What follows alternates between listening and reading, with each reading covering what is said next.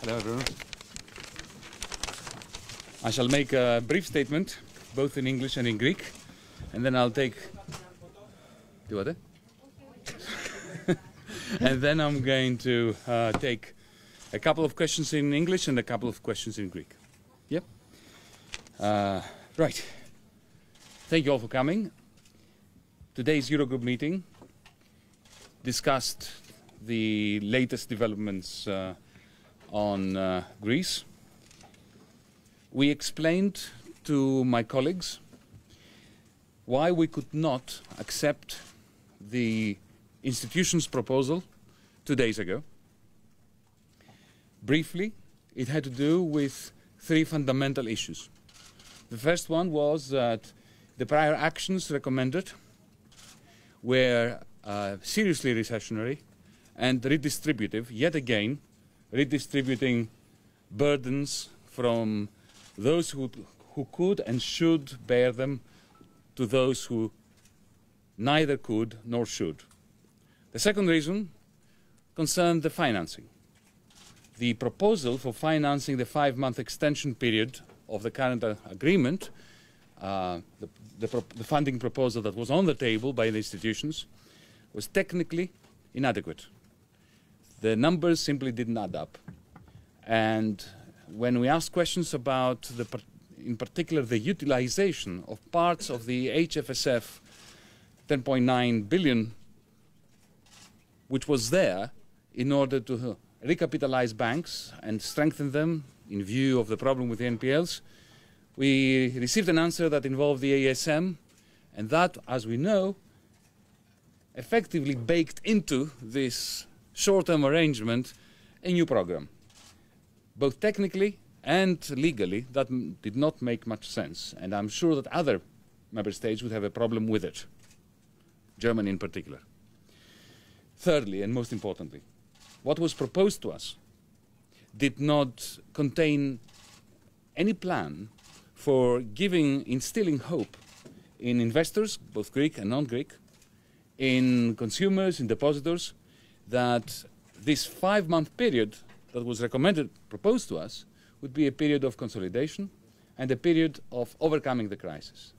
Instead, it was punctuated by one review after the other every few weeks, leading to an end sometime in November, December, without anything in sight that instilled confidence in anyone that we wouldn't be in exactly the same negotiation, again with the threat of impasse, deterring through backward induction today investors from doing what Greece needs, which is to invest.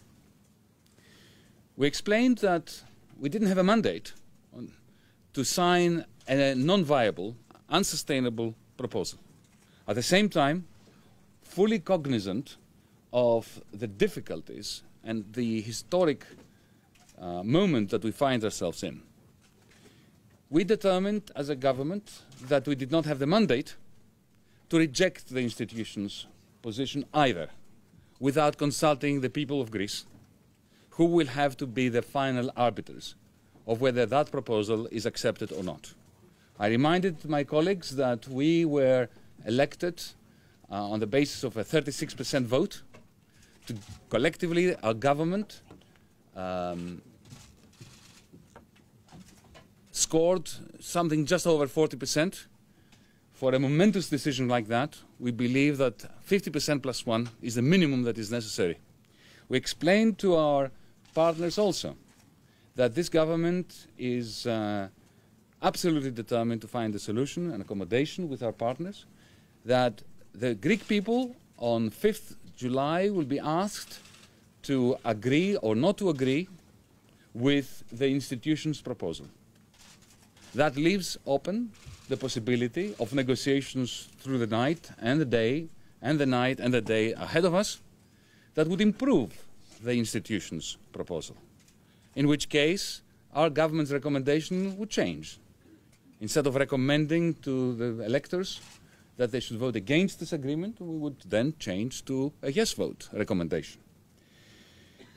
The real reason, ladies and gentlemen, why we're finding ourselves in this impasse is because our recommendation, our suggestion from the moment we were elected that we should try to find common ground between the existing Memorandum of Understanding and our government's priorities, which was very eloquently put forward by Michel Sapin, my French counterpart.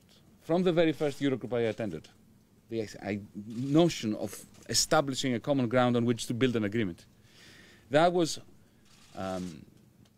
confirmed not in the observance but in the breach. The 20th of February was a very good step in that direction. It didn't mention the MOU, it mentioned effectively the common ground that will be based on the proposals of the Greek government. But ever since the 20th of February, the other side, the institutions, unfortunately have been trying to drag us back into the MOU. We can have any agreement we want as long as it is the MOU, to paraphrase Henry Ford. And indeed, there was nothing, as I said before, in the package that was put to us that would remove the fear of Brexit, the deadline effect, therefore allowing the Greek economy to breathe.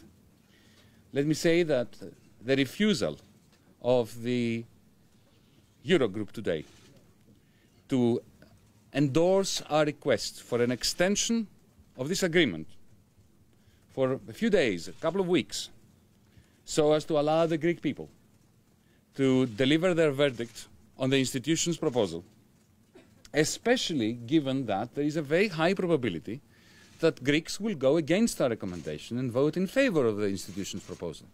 That refusal will certainly damage the credibility of the Eurogroup as a democratic union of partner member states, and I'm very much afraid that that damage will be permanent. Now I'm going to say more or less the same thing to the extent that I can in Greek.